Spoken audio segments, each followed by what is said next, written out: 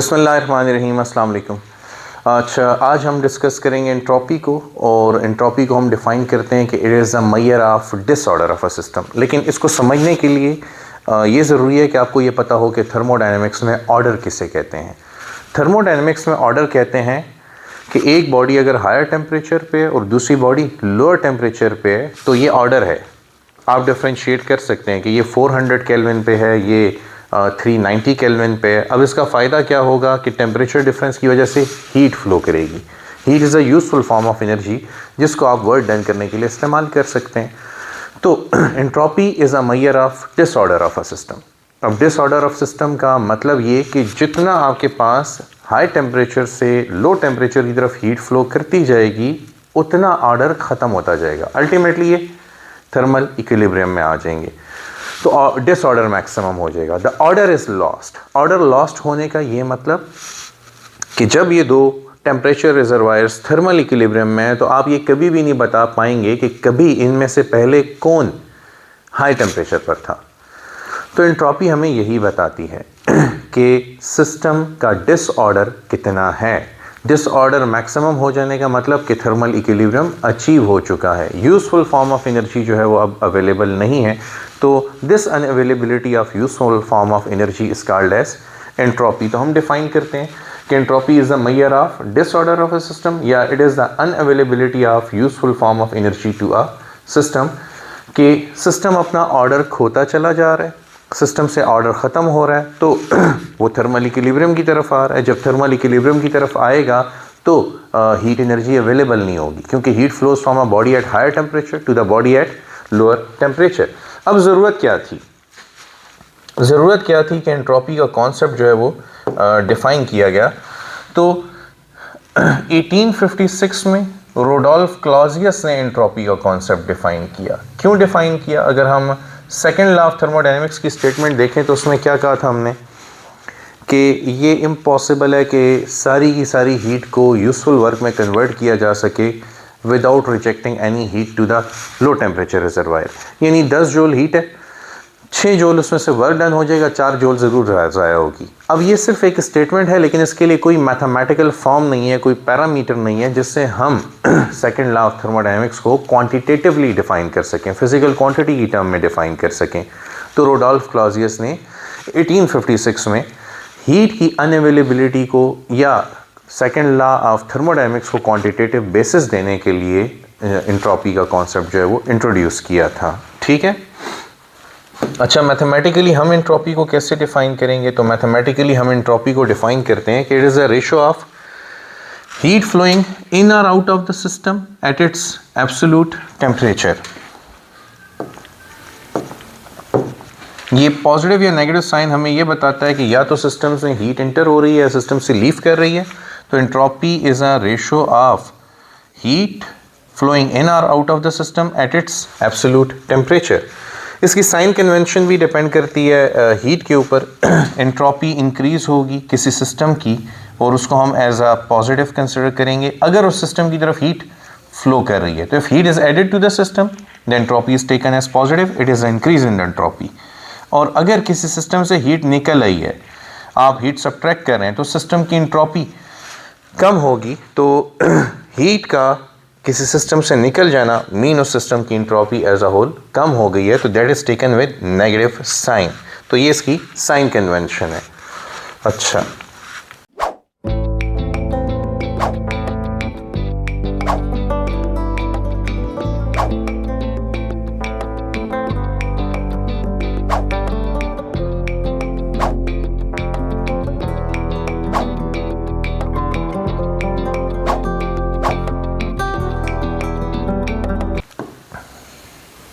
देखें mathematical example अब देखते हैं। एक सिस्टम के लिए हम एंट्रोपी को कैलकुलेट करते हैं। फ़र्ज़ कीजिए कि हमारे पास ये एक सिस्टम है ए और इसका जो टेम्परेचर है सिस्टम का वो 800 केल्विन है।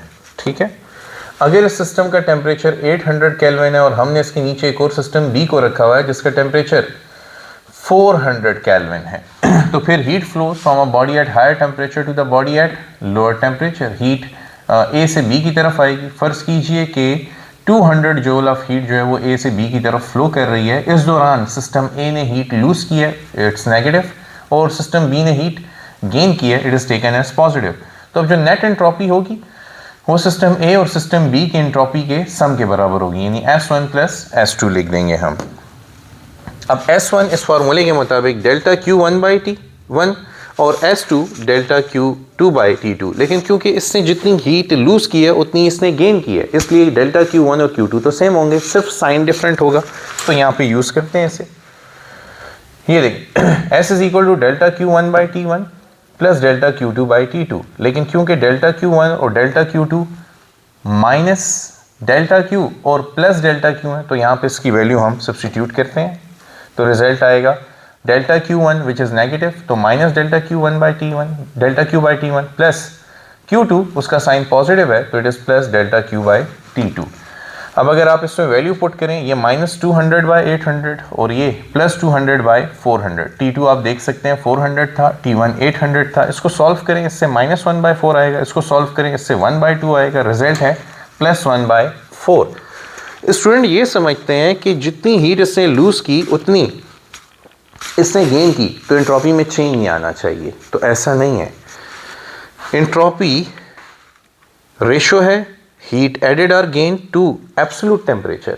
अब ये बात ठीक है कि दोनों सिस्टम्स में 200 जूल कॉमन है, लेकिन एक ने लूज़ किया एक ने गेन किया और दोनों का टेम्परेचर डिफरेंट है, इसीलिए there is a net increase in the entropy. अब देखो एंट्रोपी बढ़ने का मतलब क्या है एंट्रोपी बढ़ने का मतलब ये है कि सिस्टम डिसऑर्डर की तरफ जा रहा है, हीट एनर्जी ख़त्म हो रही है, और वो इस एग्जाम्पल से पता चल रहा है कि सिस्टम ने हीट लूज़ की, इसने हीट गेन की, तो यूजफुल फॉर्म ऑफ एनर्जी कम हो रही है। ऑर्डर ये है कि ये हाई टेम्परेचर पे और ये लो टेम्परेचर पे, तो अब डिसऑर्डर बढ़ रहा है, मतलब ये कि ये थर्मल इक्विलिब्रियम की तरफ जाते चले जा रहे हैं, तो एंट्रोपी में इंक्रीज आया, that is a positive sign. अच्छा, अब further entropy and second law of thermodynamics. तो एंट्रोपी को सेकंड लॉ ऑफ थर्मोडायनेमिक्स की टर्म्स से हम कैसे रिप्रेजेंट करते हैं, कैसे डिस्क्राइब करते हैं, तो all natural processes go in a direction such that there is always an increase in the entropy of system and environment. जितने भी नेचुरल प्रोसेस होंगे, जैसे आपने एक कमरे में पानी को, गर्म पानी था, ठंडा करने के लिए रख दिया है, तो अब क्या होगा, उस पानी से हीट निकल के रूम में चली जाएगी, इन्वायरमेंट में अब्जॉर्ब हो जाएगी। तो अब ये एक नेचुरल प्रोसेस है कि पानी गर्म था, heat flows from a body at higher temperature to the body at lower temperature, तो नतीजा क्या हुआ, हीट गर्म पानी से कमरे की तरफ चली गई। अब ऐसा नहीं हो सकता कि कमरा ठंडा हो, पानी गर्म हो और उस ठंडे कमरे से भी हीट निकल के पानी को गर्म कर रही हो, मज़ीद गर्म कर रही हो, दैट इज़ नॉट पॉसिबल, ये अननेचुरल है, ये नहीं हो सकता।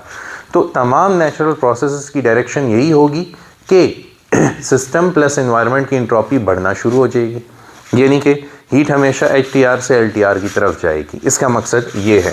तो तमाम नेचुरल प्रोसेसेस की डायरेक्शन क्या है कि सिस्टम और एनवायरनमेंट की एंट्रोपी में हमेशा इंक्रीज़ आएगा, यानी यूजफुल फॉर्म ऑफ एनर्जी जो है वो ख़त्म होती जाएगी।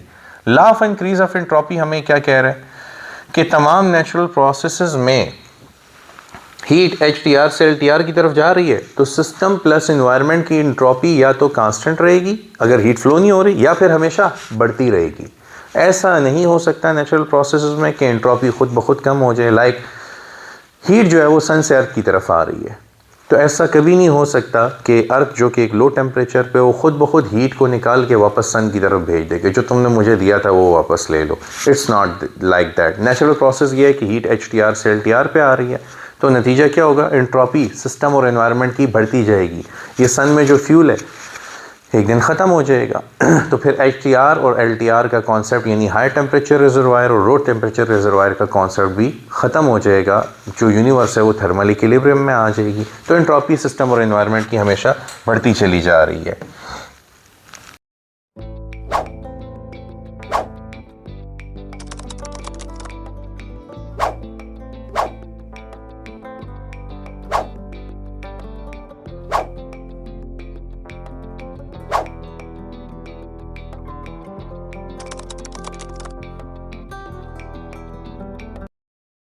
अच्छा, एग्जांपल्स में हमने बताया, ऑर्डर के बारे में आप लोगों को पहले ही बता चुका हूँ। फ्री एक्सपेंशन ऑफ गैस, जब एक गैस एक्सपेंड होती है तो अब गैस क्यों एक्सपेंड हो रही है, उसकी काइनेटिक एनर्जी बहुत ज़्यादा है, उसके पास इंटरनल एनर्जी काफ़ी ज़्यादा है, ठीक है। वो उस इंटरनल एनर्जी को यूज़ करेगी और एक्सपेंड होगी, इन्वायरमेंट पर वर्क डन करेगी।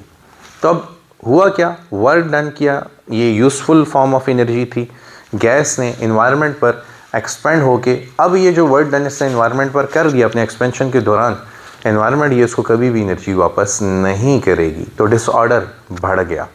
यानी ये जो गैस मॉलिक्यूल्स हैं अगर ये किसी कंटेनर में है तो यहाँ पे ऑर्डर है, ये ज़्यादा ऑर्डर्ड फॉर्म में होंगे, लेकिन अगर ये बाहर एक्सपेंड हो गए, ये रूम में निकल गए, तो डिसऑर्डर इंक्रीज़ हुए, अब ये वापस नहीं आ सकते। अच्छा,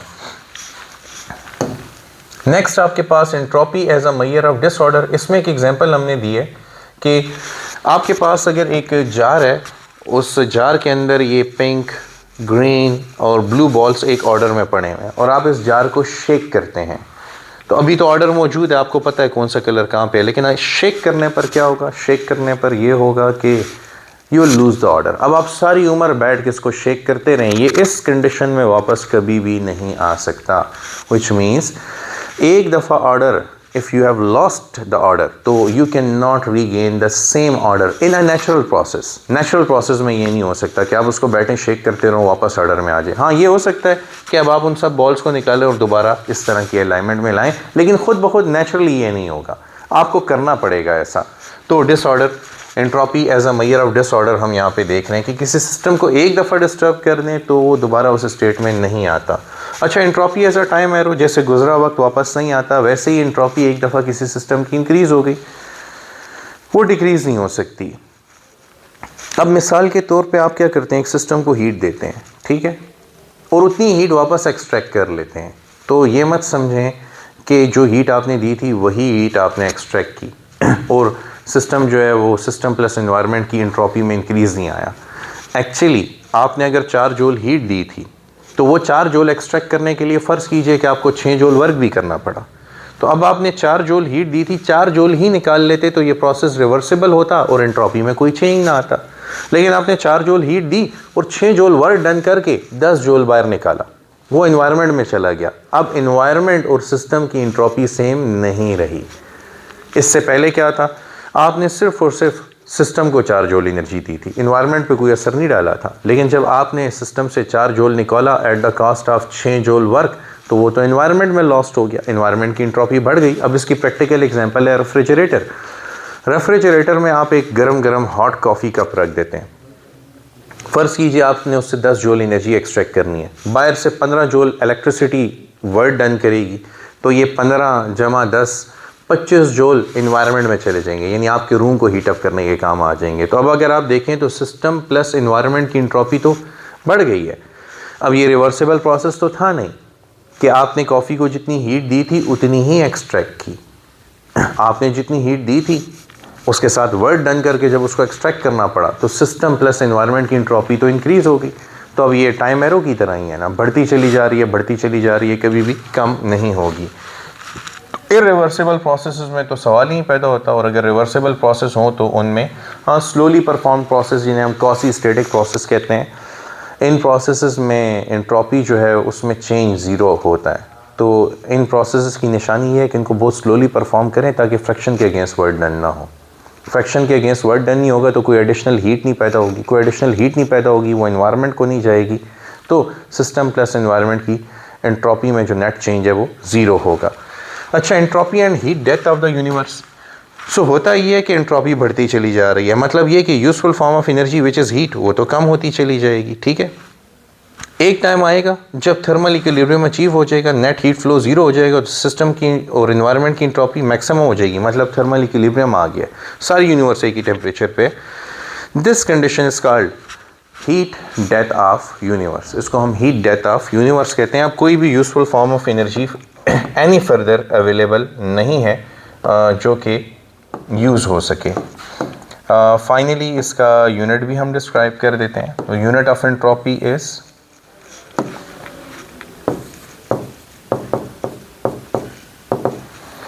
joule per kelvin. Joule per kelvin जो है वो एंट्रोपी का यूनिट है, क्योंकि आपने एंट्रोपी को डिफाइन किया था as a ratio of heat to absolute temperature, तो it is joule per kelvin. और MCQ के लिए अगर आपको याद करना हो तो याद रखिएगा कि एंट्रोपी है same unit as that of Boltzmann constant.